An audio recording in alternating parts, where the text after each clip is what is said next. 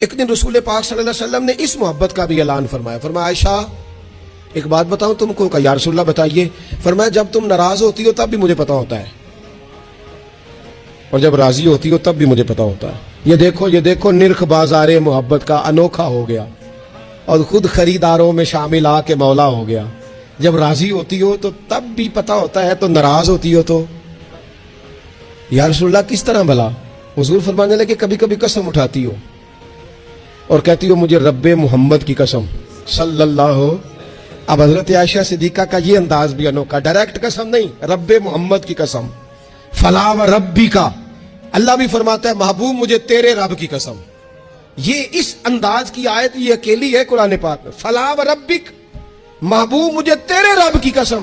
حضرت عائشہ قسم اٹھاتی تو کہتی رب محمد صلی اللہ علیہ, مجھے محمد مصطفیٰ کے رب کی قسم. حضور فرمانے لگے